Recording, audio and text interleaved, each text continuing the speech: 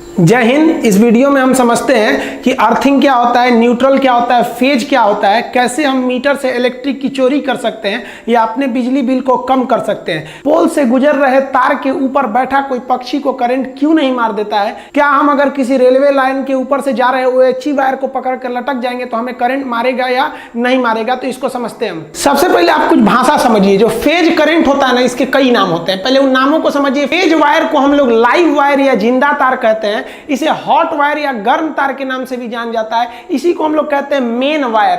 अब दूसरा हो जाता है न्यूट्रल। न्यूट्रल को हम लोग कोल्ड वायर कहते हैं या इसे ठंडा तार कहते हैं। अब इनका काम क्या होता है। फेज वायर उसे कहते हैं जो करंट को ले आ रहा है, और न्यूट्रल उसे कहते हैं जो करंट को ले जा रहा है। यही दो चीजें होती हैं। और अर्थ होता है एक अलग चीज होता है। ये भी एक तरह का न्यूट्रल है, ये सेफ्टी के लिए ही लगाया जाता है। उसको हम आगे समझाएंगे। अभी यही मेन समझिए।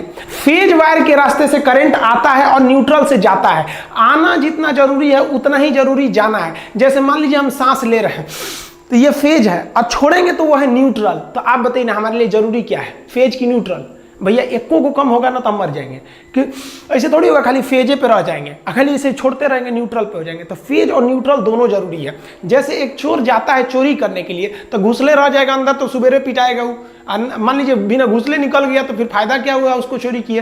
तो चोर जाने का रास्ता वो फेज, और जिधर से कूद के भागेगा वो न्यूट्रल। दोनों जरूरी है, फेज और न्यूट्रल। तगड़ा कौन मारता है भैया, दोनों बराबर है। सुरक्षा के लिए हम फेज तार को हम रेड कलर से रंग देते हैं, और जो न्यूट्रल होता है इसे किसी अन्य कलर से रंग दिया जाता है। अर्थिंग वायर को हमेशा हम हरा रखते हैं। अर्थिंग को लास्ट में समझेंगे। यहाँ देखिए, ये लाल वाला तार फेज के लिए हो सकता है, ये न्यूट्रल में आप किसी को भी यूज कर सकते हैं, लेकिन याद रखिएगा हरा तार का प्रयोग हमेशा अर्थिंग में करते हैं। देखिए, जब तक आपके पास न्यूट्रल नहीं रहेगा ना, आपको बिजली का झटका नहीं लग सकता है। करंट कहता है कि हम चले जाएंगे, जैसे हमको लौटने का रास्ता मिल गया तभी हम करंट मारेंगे। अगर लौटने का रास्ता नहीं है ना तो हम करंट मारेंगे ही नहीं मारेंगे। तो जो ट्रांसमिशन लाइन आ रही होती है इसमें न्यूट्रल जानबूझ के नहीं दिया जाता है कि गलती से भी कोई इसे टच कर जाए तो उसे केवल फेज मिले। अगर न्यूट्रल दे देंगे तो लौटने का रास्ता मिल जाएगा, उसे करंट मार देगा। इसमें देखिएगा यहाँ पर पक्षी बैठे हुए हैं, इन पक्षियों को करंट नहीं मारेगा क्योंकि ये केवल फेज पर बैठे हैं। न्यूट्रल मिलेगा तभी मारेगा। यहाँ इस पक्षी को देखिए, इसमें भी देखेंगे एक फेज है, ये 3 ठो फेज हो गया, और एक हम ब्लैक कलर से कर देते हैं और ये वाला हो जाएगा आपका न्यूट्रल। इस तीनों में से एक जो होता है, 4 में से एक जो होता है वो न्यूट्रल होता है। अब जैसे ये देखिए, ये पक्षी फेज पे बैठा है, ये भी फेज पे, ये भी फेज पे। 2 फेज वगैरह फेज पे बैठने से कभी करंट नहीं मारेगा, लेकिन जैसे ये न्यूट्रल पे टच हो जाएगा इसको करंट मार देगा। जैसे यहाँ देखिए ना, ये बकलोलवा को ये क्या किया है, अपने पंजा से इसको पकड़े हुए है और ठोड़ से, चोंच से इसको पकड़ लिया है। लेकिन मान लिया कि एक ठो ये वाला क्या है, फेज है, और दूसरा ये नीचे वाला न्यूट्रल है। तो यहां से इसके ठोड़ से तो करंट घुस जाएगा, और करंट जैसे पैर के पास आएगा उसको समझ गया कि अरे भैया जाने का रास्ता मिल गया, न्यूट्रल मिल गया, मार इसको, झनाक से उड़ जाएगा।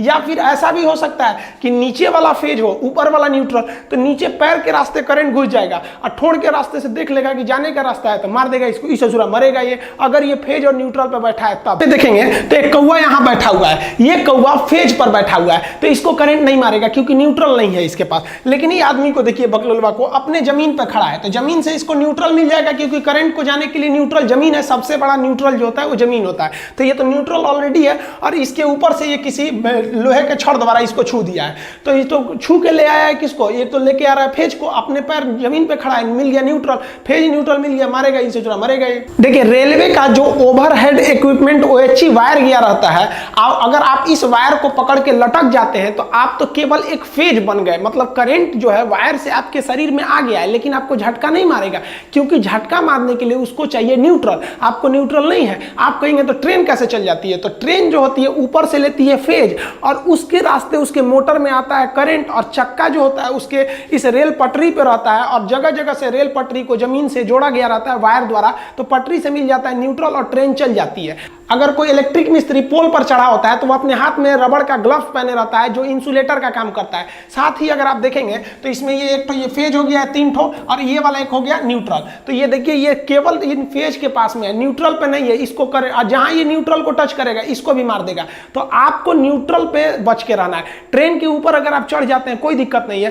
ट्रेन के ऊपर चढ़ के अगर OHE को पकड़ लिए तब तो मारेगा ही आपको, क्योंकि ट्रेन जो है वो जमीन से टच में, आपको मिला है न्यूट्रल और ऊपर से ले लिए फेज, आपको उड़ा देगा, उड़ जाएंगे आप तुरंत। लेकिन अगर आप लटक के झुलवा झूल रहे हैं तो कोई दिक्कत नहीं है, आप झुलवा झूलिए, किसी पे इस पे झूलिए, लेकिन याद रखिए झूला झूलते समय ना अगर आप न्यूट्रल पे टच हुए ना तो झुला देगा अच्छा से। कोई इलेक्ट्रिक मिस्त्री आपके घर काम करने आता है तो होशियार रहता है ना, तो वो दस्ताना पहन लेता है रबड़ का ताकि करंट ना आ पाए। अब इसको देखिए, ये होशियार है, और ये बकलोलवा को देखिए, ये ऐसे ही नंगे हाथ से ऐसे छू रहा है और ये पकड़ लिया फेज वगैरह को। अब देखिए ये क्या करते हैं, ऐसे होशियार होते हैं ऐसे इलेक्ट्रिक मिस्त्री, चप्पल उतार देते हैं ऐसे और चप्पल के ऊपर खड़े हो जाते हैं। जानते हैं सब कि चप्पल पहनेंगे तो कहीं हल्का सा भीगा हुआ होगा तो ग्राउंड पे टच होने की संभावना ज्यादा रहती है, तो उतार के ऊपर बैठ जाते हैं सब कि नीचे तो ग्राउंड में टच नहीं होंगे। अब काम कर रहे होते हैं सब, तो ये टच भी कर लेते हैं ना तो फेज आ गया इनके शरीर में। अब इनका शरीर भी एक तरह से फेज बन गया है, लेकिन चप्पल के ऊपर खड़े हैं तो इन्हें करंट नहीं मारेगा। और बाकी लोगों से कह देते हैं कि बाबू हमको टच मत करना है, क्योंकि जानते हैं कि बबुआ अगर टच करेगा तो वो जमीन पे खड़ा है, वो बन जाएगा न्यूट्रल और उड़ा देगा उसको। तो अगर आप उसको टच कर लेते हैं तो वो तो था फेज, आप जैसे इसको टच किए हैं आपका पैर जमीन पे है और अगर जमीन के संपर्क में आ गया, नंगे पैर हैं आप या फिर भीगा हुआ है तो फिर मार देगा, वो हो जाएगा जाने का रास्ता न्यूट्रल। अब जमीन हो गया न्यूट्रल और तार हो गया आपका फेज, और आप मिस्त्री और वो दोनों लोग क्या हो गए, बॉडी बन गए लोग, आप लोग को उड़ा देगा। तो ये मिस्त्री जो है ये देखिए ये होशियार भी है, स्मार्ट भी है, इससे जुड़ा कर्मफोर है। अर्थिंग समझिए क्या होता है। अर्थिंग का यूज केवल सेफ्टी के लिए किया जाता है। जैसे मान लीजिए कि यहां से करंट आ रहा है तो रेड वाला फेज है वो ला रहा है और न्यूट्रल है ब्लैक वाला, तो आप इसमें से इसको खोसिएगा तो करंट लेके आएगा और करंट इस फ्यूज में गया है। तो देखिए यहां से तो रेड वाला करंट है, ये तो आ गया फेज और इसको चालू कर देगा फ्रिज को और लौटने का रास्ता ये न्यूट्रल से ये लौट जाएगा। लेकिन जब कभी कोई इक्विपमेंट ज्यादा काम कर देते हैं, पुराने हो जाते हैं, तो हो सकता है कि यहां पर तार कहीं घिस गया हो पुराना होने से और घिसने के बाद इसके बॉडी से टच हो गया हो।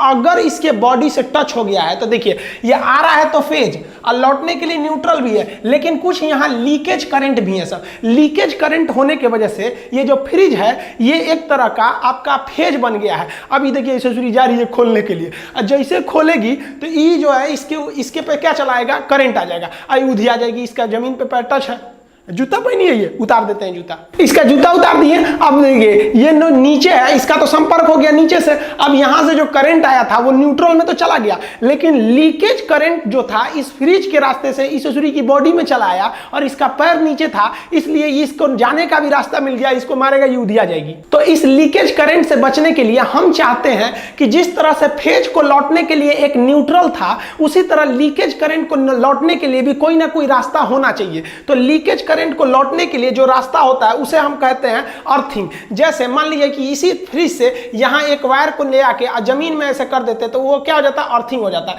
अर्थिंग का साइन ऐसे ही बनाया जाता है, बड़ा से छोटा करते हुए जाया जाता है, अर्थिंग करंट। अब इससे क्या होगा, जो फेज आया था वो न्यूट्रल से चला गया और लीकेज करंट जो था इस फ्रिज का इस वायर के रास्ते अर्थिंग में चला जाएगा। अब आप कहेंगे कि सर तब तो हर सामान में एक उसमें खोद करिए और उसमें एक तार बांध के जगह जगह घर फोड़ के उसको अर्थिंग करिए, घरे खराब हो जाएगा ये अर्थिंग से। तो देखिए अर्थिंग सेफ्टी देता है, इसको कहां लगाया जाता है।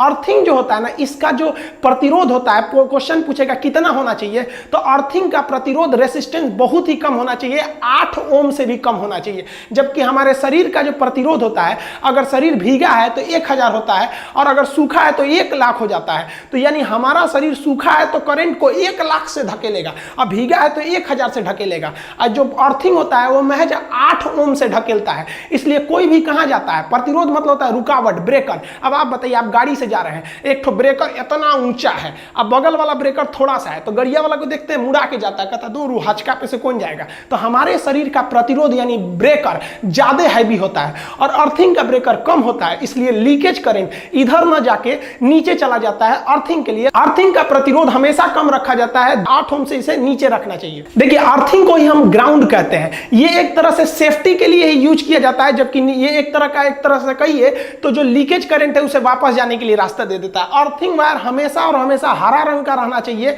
इसे 10-15 फीट जमीन के अंदर गाड़ दिया जाता है, एक प्लेट को, तांबे का प्लेट, और उससे एक ठो रॉड निकाला जाता है, उसमें कोयला, चारकोल, नमक को डाल दिया जाता है ताकि अच्छे से गल के उसमें वहां पे मॉइस्चराइजर बनाया रहे। और उसके बाद एक रॉड निकाल दिया जाता है। रॉड से क्या किया जाता है कि एक रॉड से एक हरे रंग का अर्थिंग वायर को लाते हैं और इस अर्थिंग वायर को ले आके ये जो एक्स्ट्रा ऊपर वाला छेद दिया रहता है ना, इसी में जोड़ देना चाहिए अर्थिंग वायर को ले आके।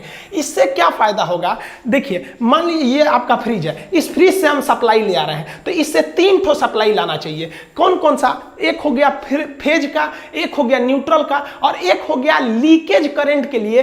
अब आपसे पूछेगा लीकेज करंट की सप्लाई कहां से देनी जानी चाहिए, तो किसी भी लोड यानी जो मशीन है आपका फ्रिज कूलर जो भी है उसकी बॉडी से टच कराकर एक आपको अर्थिंग ले आना चाहिए। अब इसको तीनों में जोड़ देना चाहिए, एक जुड़ गया फेज में, एक जुड़ गया न्यूट्रल में। देखिए यहां रेड वाला जो है वो फेज करंट आ रहा है और काला वाला जो है वो है आपका न्यूट्रल। अब मान लीजिए इस पे जो लीकेज करंट है उसको हम हरे रंग के तार से लाएंगे, यहां बोर्ड भी हरा है इसलिए हरा चलेगा नहीं, हम इस पे सफेद कर दे रहे हैं, तो लीकेज करंट को सफेद रंग से ला रहे हैं और यहां ऊपर वाले में जोड़ दे रहे हैं। तो ये ऊपर वाला जो होता है अर्थिंग होता है। अब बताइए अगर ये जो है इस पे लीकेज है करंट का, मान लीजिए यहां पे लीकेज है, अब हम इसको अर्थिंग से जोड़े हैं तो अब ये ससुरी नहीं जाएगी, बच जाएगी। देखिए कैसे, इस पे लीकेज है तो जो मेन करंट आया फेज से लौट जाएगा न्यूट्रल से, लीकेज करंट को पकड़ लेगा ये आपका अर्थिंग वायर, क्योंकि इसका प्रतिरोध कम है इसलिए करंट इधर से जाएगा, इस आदमी का प्रतिरोध ज्यादा होता है इसलिए इधर से नहीं जाएगा, और ये होते हुए इस प्लग में चला जाएगा, और इस बड़े वाले को हम लोग ऊपर वाले में खोस देते हैं और ये इस रास्ते से जमीन में चला जाएगा। अतः लीकेज करंट गया जमीन में, जमीन सबसे बड़ा चार्ज सिंक है, इसमें कितना भी वोल्ट का करंट दे दीजिए ये सोख लेता है। तो ये हो गया आपका अर्थिंग वायर। अब क्वेश्चन पूछता है कि अर्थिंग का जो ये वाला पिन होता है ये मोटा और सबसे लंबा क्यों बनाया जाता है, तो देखिए हम ये इसमें क्यों बनाया जाता है, जैसे मान लीजिए कि हम इसमें खोसे इसमें, तो हमको सबसे ज्यादा जरूरी क्या है कि फ्रिज भले देर से चले लेकिन करंट ना मारे, इसलिए अर्थिंग वायर को लंबा बनाते हैं कि पहले ही ये किसमें घुस जाए, प्लग में घुस जाए, और जैसे डालेंगे पहले प्लग में घुस जाएगा तो सबसे पहले ये प्लग जो है ये किससे संबंधित है, ये अर्थिंग वायर से संबंधित है, और ये किसको लेके आ रहा है, लीकेज करंट को। तो जैसे घुसाएंगे तो सबसे पहले ये लीकेज करंट को भेज दिया, और लीकेज करंट को भेज दिया उसके बाद ये दोनों का साइज सेम होता है, ये घुसेगा तब इसको देगा फेज और न्यूट्रल। पता चला पहले ही फेज दे दिए अब बाद में लीकेज को ले जा रहे हैं, उसी बीच कोई छू लेगा तो उसको धमाक से उड़ा देगा।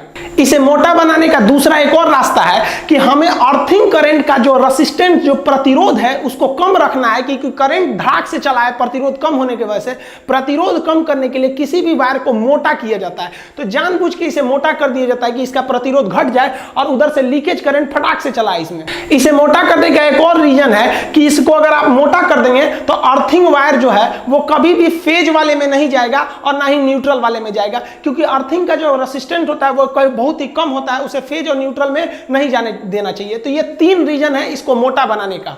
देखिए अर्थिंग जो होता है वो 2 तरह से लगाया जाता है, एक सरकार की अर्थिंग होती है जो सरकारी लाइन से आती है, वो हर जगह अवेलेबल नहीं है, और कुछ ऐसी अर्थिंग होती है जो व्यक्ति खुद से लगा लेता है। जैसे आप इस एग्जांपल में देखिए कि ये पावर सब स्टेशन है, इसमें आपको 2-3 ठो लाइन दिख रही होगी रेड कलर की जो आपकी फेज लाइन है, एक ग्रीन कलर की जा रही है जो अर्थिंग है, एक काले रंग की जा रही है जो न्यूट्रल है। अब ये वाले घर वाले भाई साहब क्या किए हैं, आप ध्यान दीजिए कि वाले इस वाले से क्या ले लिए हैं, फेज ले लिए हैं, एक न्यूट्रल ले लिए हैं, एक अर्थिंग ले लिए हैं। इनको फेज भी मिल गया, जाने का रास्ता न्यूट्रल भी मिल गया, इनमें घर में किसी को करंट भी मारेगा तो ये अर्थिंग में चला जाएगा, ये घर सुरक्षित है। लेकिन ये वाले भाई साहब को देखिए, ये अर्थिंग लाइन से अर्थिंग लिए ही नहीं है, लाल वाले से फेज ले लिए हैं, काले वाले से न्यूट्रल ले लिए हैं, लेकिन ये भी बंदा होशियार है, ये अपना पर्सनल अर्थिंग लगा के रखा है। देखिए यहाँ पे इसने क्या लिया है, पर्सनल अर्थिंग, तो ये भी बच जाएगा। ये सरकार का फायदा उठा रहा है, ये अपने दिमाग का फायदा उठा रहा है। बकलोलवा को देखिए, सब स्टेशन से आया लाइन 3 फेज जा रहा है, एक ठो फेज ले लिया अपने घर में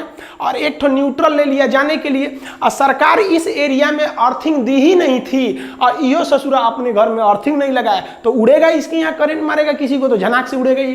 देखिए हमारे यहाँ जो डिस्ट्रीब्यूशन लाइन होते हैं उसमें 3 फेज दिए जाते हैं, यानी ये देखिए 3 लाइन दी जा रही है। ये फेज इसलिए दिए जाते हैं कि सब स्टेशन पे लोड कम पड़े। मान लीजिए किसी मोहल्ले में 300 घर है तो क्या किया जाएगा, हर फेज से 100-100 घर को सप्लाई दे दी जाएगी, तो हर एक फेज पर लोड ज्यादा एकदम सेम रहेगा तो मोहल्ले में बिजली सेम रहेगी।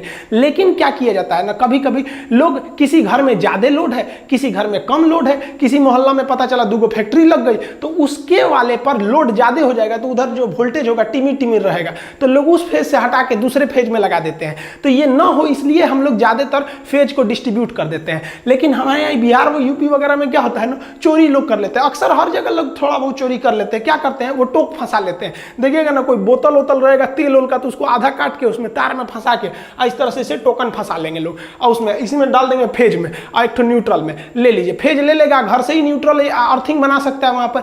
और उससे क्या होता है, तब ये सब स्टेशन पर लोड ज्यादा हो जाता है। पता चला इसने 100 घर को डिस्ट्रीब्यूट किया था और किसी एक फेज में 50 तो घर वाले टोक फंसा के चोरी करने लगे हैं लोग। अब भाई चोरी करेंगे तो उस पर एक्स्ट्रा लोड आ जाएगा, तो इस एक्स्ट्रा लोड से लिए कई बार छापा पड़ता है, तो ये लोग क्या करते हैं, उतार लेते हैं, कहते हैं हमारे यहाँ तो लाइटें नहीं है। देखिए जो हाई टेंशन लाइन होती है, जो जहां से ट्रांसमिशन होके आ रही होती है, उसको हम लोग डेल्टा में जोड़ते हैं। डेल्टा ऐसे कनेक्शन को कहते हैं जिसमें से न्यूट्रल नहीं गया रहता है, यानी अगर डेल्टा में जुड़ा है तो न्यूट्रल है ही नहीं है, आप उसको करंट ले लेंगे लेकिन कोई काम नहीं कर पाएंगे और ना ही आपको झटका मारेगा, क्योंकि डेल्टा में न्यूट्रल नहीं होता है, आपको न्यूट्रल देना पड़ेगा। तो जो हाई वोल्टेज होते हैं यानी स्टेप अप करंट या ट्रांसमिशन लाइन, वो डेल्टा में जुड़ा होता है। लेकिन जब वो सब स्टेशन पे पहुंचता है तो उसे स्टेप डाउन करके उसे हम लोग कहते हैं लो वोल्टेज, और उसके बाद डिस्ट्रीब्यूट करते हैं। तो डिस्ट्रीब्यूशन लाइन आपको स्टार कनेक्शन में होता है। स्टार कनेक्शन में 3 फेज के साथ साथ एक न्यूट्रल भी होता है। क्वेश्चन कहेगा कि जो स्टेप डाउन ट्रांसफार्मर होते हैं वो कौन से होते हैं, तो वो डिस्ट्रीब्यूशन के लिए होते हैं, उनका वोल्टेज कम होता है। कम वोल्टेज पे ही हम लोग को काम चलाना रहता है अपने घरों का 240-230 वोल्ट के आसपास में, तो वो स्टार में रहते हैं। लेकिन high tension line, high voltage, step up वाले डेल्टा में रहते हैं। ये अलग से हम पढ़ाएंगे आपको डेल्टा और स्टार में, और क्या होता है जंपर पिन इनसे इसको कनेक्ट करने के लिए। तो इस तरह से हमको आता है डेल्टा से ट्रांसफार्मर दे देता है स्टार। अब हमको जो मिलते हैं, देखिए कोई भी चीज कभी कभी सुने होंगे कि ये 3 फेज का है, ये सिंगल फेज का है, तो सिंगल फेज की चीज कमजोर रहते हैं और 3 फेज की चीज बहुत शक्तिशाली रहते हैं। जैसे यहां से देखिए आपको 3 लाइन जा रही है, आर बाई बी, ये फेज को दर्शाते हैं, एन से हो गया न्यूट्रल। तो ये पंखा जो है एक नीले रंग का फेज लिया है, एक काले रंग का न्यूट्रल लिया है, तो न्यूट्रल कॉमन बना दिया जाता है, एक ही रास्ता हो जाता है निकलने के लिए। तो ये पंखा कितने फेज का है, 1 फेज का। ये लाइट को देखिए, ये पीले वाले से लिया है फेज और काला वाले से न्यूट्रल, सबके लिए एक ही न्यूट्रल है काला वाला, तो ये भी सिंगल फेज का है। आप इस सॉकेट को देखिएगा तो इसमें लाल वाले से एक ठो ले लिया है फेज और काला वाले से लिया है न्यूट्रल, तो ये भी कितने फेज का है, सिंगल फेज का। लेकिन मोटर को बहुत ज्यादा मेहनत करना होता है, उतना पानी को 5 तल्ला पे चढ़ाता है टंकी पे, तो सिंगल फेज पे उतना शक्ति नहीं हो पाएगा। तो इस ससुरा को देखिए 3-3 को फेज ले ले है, लाल वाले में से पीला, नीला, आर वाई बी तीनों फेज ले लिया है। फेज को हम लोग कोड भाषा में आर वाई बी कहते हैं, और एक तो न्यूट्रल लिया है। तो ये मोटर कितना फेज का है, 3 फेज का मोटर है। अब इसीलिए लोग कहते हैं ससुरा मोटर से करंट मारता है तो उड़ाइए देता है। अरे उड़ाइए कौन चीज देता है, मोटरवा ससुरा 1 फेज पे थोड़े चल रहा है, वो तो 3 फेज पे चल रहा है, तीनों फेज बा छुएगा तो उड़िएगा नहीं। लेकिन अगर वही कोई मोटर कम पावर का है, जैसे ये मोटरवा को देखिए ना, ऊपर से 3 ठो फेज गया है, लेकिन ये लिया है एक गो नीला वाले से फेज, एक न्यूट्रल, तो ये तो सिंगल फेज का मोटर है, इससे करंट मारेगा ना आपको तो उतना झटका नहीं मारेगा। लेकिन ये 3 फेज वाले से मारेगा ना तो उड़ाइए देगा आपको। आपके घर में जो सप्लाई आती है पोल से, डिस्ट्रीब्यूशन लाइन, हालांकि इससे पहले वाले वीडियो में हम आपको ट्रांसमिशन लाइन और डिस्ट्रीब्यूशन लाइन पढ़ा दिए हैं, उसमें 4 ठो वायर आएगा। देखिए यहाँ पे 3 वायर जो है वो फेज के लिए है, 1 वायर जो है वो न्यूट्रल के लिए है। देखिए अगर आप सिंगल फेज का करंट लिए हैं, अपने घर में सप्लाई लिए हैं, तो 1 ठो आपको दे देगा फेज, एगो देगा न्यूट्रल, न्यूट्रल तो हर हाल में देगा। और 3 फेज का लिए हैं तो 4 गो तार आएगा, 3 ठो फेज आएगा, एगो न्यूट्रल आएगा।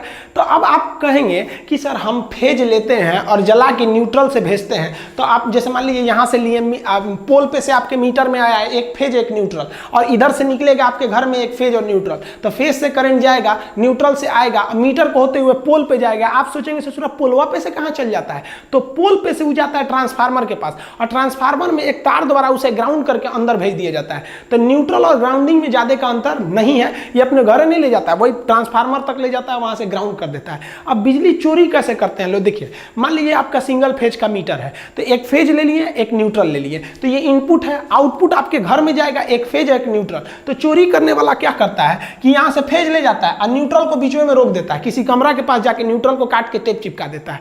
तो करंट तो इधर से गया, ये फ्रिज चलेगा नहीं चलेगा, क्योंकि केवल फेज मिल रहा है, पंखा चलेगा फेज मिल रहा है। लेकिन ये ससुरा होशियारी कर देता है, यहां से इसको ले जाके एक इधर से ना अर्थिंग जोड़ देता है। अब बताइए, जाने का रास्ते को ही ना न्यूट्रल कहते हैं, तो आया फेज और न्यूट्रल ना जाके ग्राउंड में चला गया, तो ये पंखवा तो चलिए जाएगा, उस ससुरा को सेफ्टियो मिल जाएगा, चलियो जाएगा। तो इससे जो है मीटर की रीडिंग नहीं उठ पाती थी। अब मीटर लोग खूब लगा देते थे, अब बिजली नहीं आता था, तो सरकार इससे परेशान थी, तो सरकार ने ना उसकी जगह पे ले दिया डिजिटल मीटर। अब अगर आप डिजिटल मीटर लगा देंगे और सोचेंगे कि इस तरह से बीच में न्यूट्रल को काट के बाईपास कर दे हम, किसके थ्रू, अर्थ के थ्रू, तो इस ससुरा जो है ना, इस पे जब रीडिंग लेने आएगा तो इस पे बटन होता है, कोंचता है, जो देखता है कितना वोल्टेज उठा रहे हैं, कितना एम्पियर उठा रहे हैं, कितना बिल आया है, तो उसमें वो बता देगा कि ससुरा न्यूटरवा काट दिया है क्योंकि करंट जा रहा है, आ नहीं रहा है, फाइन मारिए इस पे, तो उल्टा और फंस जाइएगा। तो ये वाला जमाना ये उस मोटर पे रहता था जिसमें एगो पट्टी घूमती थी, लेकिन ये डिजिटल में ये काम नहीं आएगा। तो अभी के समय बिजली बिल को कम करने के लिए हावेल्स या बड़ी बड़ी कंपनियों का पावर सेविंग यूनिट आता है। आप एक मशीन टाइप का होता है, इसे लगा दीजिएगा तो ये बिजली को कम कर देता है। ये कैसे कम करता है? तो एक्चुअली ये पावर फैक्टर को 0.8 से ऊपर बढ़ा देता है, यानी लगभग 1 के करीब ले जाता है पावर फैक्टर को, जिससे बिजली बच जाती है। अब ये पावर फैक्टर समझिए, देखिए पावर फैक्टर जो होता है सबसे बेस्ट पावर फैक्टर 1 को माना जाता है, 1। लेकिन पावर फैक्टर आपके घर में 1 नहीं रह पाता है, 1 से कम रहता है। तो 0.8 तक है ना तो ठीक है, ये लगभग 1 के करीब है। लेकिन 0.8 से कम है, 0.7 है, 5 है, 2 है, तो आपका बिजली बहुत ज्यादा उठ रहा है। तो ये पावर फैक्टर को आपको 1 के करीब रखना है। 0.8 है तो ठीक है। कैसे होते हैं सब पावर फैक्टर? तो देखिए ध्यान से, जो हमारा लोड होता है, जो मशीनें को हम लोग यूज करते हैं, बल्ब वगैरह, वो 3 तरह के लोड होते हैं। एक होता है रेसिस्टिव लोड। रेसिस्टिव लोड उसे कहते हैं जिसमें लाइट और हीट उत्पन्न होती है, जैसे कोई बल्ब वगैरह हो गया तो ये रेसिस्टिव लोड है। इसमें कोई भी चीज घूमने वाला नहीं होता है, तो ये ज्यादा बिजली नहीं उठा पाता है। लेकिन अगर आपका कोई इंडक्टिव लोड है, तो इंडक्टिव लोड में क्या होता है, कोई भी चीज घूमने वाली होती है, जैसे पंखा हो गया, मोटर हो गया, कोई भी चीज जिसमें कॉइल का प्रयोग होता है, घूमता है इंडक्शन के द्वारा, तो उसे कहते हैं इंडक्टिव लोड। इसमें कॉइल का प्रयोग होता है। तो ये जो होता है ना ज्यादा बिल उठाता है। और सबसे कम उठाता है कैपेसिटिव लोड। कैपेसिटिव लोड उसे कहते हैं जिसमें इस तरह के छोटे छोटे कैपेसिटर लगे होते हैं। अब आप बताइए, ये मोटर है, क्या है? ये इंडक्टिव लोड। ये बल्ब वगैरह है, ये क्या है? Resistive load. और कैपेसिटर वगैरह लगे हैं तो ये सबसे कम बिजली बिल उठाता है। अब हम ये समझते हैं ससुरा ज्यादा क्यों उठा लेता है। तो जो अल्टरनेटिव करंट होता है ना, वो वेव की तरह चलता है, सांप की तरह। देखिए ये सांप चल रहा है ना, तो ये अल्टरनेटिव करंट है। और जो ट्रेन होती है ना, वो डायरेक्ट करंट, अगर सीधे गया तो डीसी डायरेक्ट करंट, ऐसे ही से गया तो वो हो जाता है अल्टरनेटिव करंट। तो अल्टरनेटिव करंट बनाने वाला अल्टरनेटर और डायरेक्ट करंट बनाने वाला डायनेमो। तो डायरेक्ट करंट को, डायनेमो को कहते हैं डीसी जनरेटर, अल्टरनेटर को कहते हैं एसी जनरेटर। तो जनरेटर का 2 टाइप होते हैं, उसको नेक्स्ट वीडियो में कभी समझा देंगे। तो जो करंट होता है हमारे घर में एसी, वो सांप की तरह चलता है, तो इसे हम कहते हैं वेव। इसी को फ्रीक्वेंसी होती है। फ्रीक्वेंसी का मतलब होता है फेरा। तो हमारे घर में जो करंट आती है उसकी फ्रीक्वेंसी होती है 50। यहां आप देखिएगा सांप का 2 फेरा दिखेगा, एक ये वाला फेरा हो गया और एक ये फेरा हो गया। तो इसकी फ्रीक्वेंसी कितनी दिख रही है? 2। लेकिन जो घर में करंट आ रहा होता है उसकी फ्रीक्वेंसी 50 होती है, यानी 1 सेकंड में वो 50 फेरा मार देता है वो।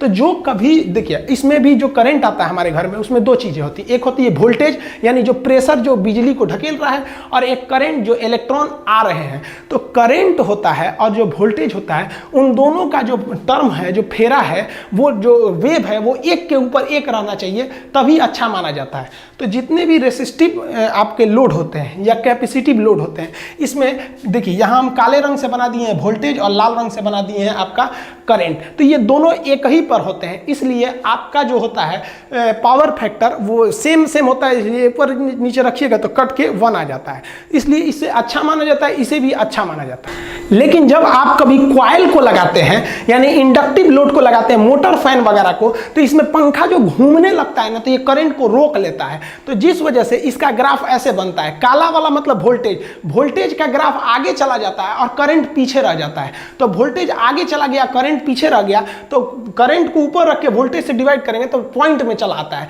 तो वही आपका जो पावर फैक्टर होता है ना, वो 1 से नीचे जाने लगता है वहां से। तो इसलिए आपको जरूरी है कि ये जो आपका करंट पीछे रह गया, इसको ढकेल के आप किसके बराबर करिएगा? आप वोल्टेज के बराबर कीजिएगा। लेकिन इस अधूरा होगा ही नहीं, क्योंकि मोटरवा जब चलेगा तो करंटवा पीछे ही रह जाएगा, वोल्टेजवा आगे चल जाएगा। तो इसका एक रास्ता है। जैसे मान लीजिए किसी 2 आदमी को एक जगह पे पहुंचना है 10 किलोमीटर की दूरी पर, एगो तेज दौड़ने वाला, एगो धीमा दौड़ने वाला है। तो एक काम कीजिए ना, अगर साथे पहुंचाना है तो धीमे दौड़ने वाले को पहले ही दौड़ा दीजिए, दौड़ जोरे, और उसके आधा घंटा बाद दूसरा को छोड़िए। तो यही काम करता है ये हावेल्स का जो मशीन है। कई कंपनियों के आते हैं, एंकर वगैरह के पावर सेविंग मशीन। ये क्या करता है, जैसे इसको लगा देंगे ना, जैसे मोटर ऑन करेंगे तो वो करंट को ढकेल के बहुत आगे भेज देता है, कहता है भाग जाओ तुम भाग जाओ, और उसके बाद पीछे से वोल्टेज को छोड़ता है। तो करंट का स्पीड धीमा था, वो धीरे धीरे जा रहा था, वोल्टेज पकड़ के उसको एक ही वेव बना देता है, जिस वजह से हमारा पावर फैक्टर लगभग 1 के करीब आ जाता है और हमें बिजली की बहुत ही ज्यादा बचत हो जाती है। आई होप आप समझ गए होंगे। अब नेक्स्ट वीडियो में हम समझा देंगे आपको एसी करंट और डीसी करंट में क्या अंतर होते हैं, मोटर में किस तरह से बनाए जाते हैं, शंट मोटर क्या होता है, सिंक्रोनस मोटर क्या होता है, ट्रैक्शन मोटर क्या होते हैं, सब कम्यूटेटर कहाँ होता है, अल्टरनेटर और डायनेमो में किस तरह का अंतर होता है और जनरेटर किस तरह से काम करता है। मिलेंगे नेक्स्ट वीडियो में, तब तक के लिए जय हिंद।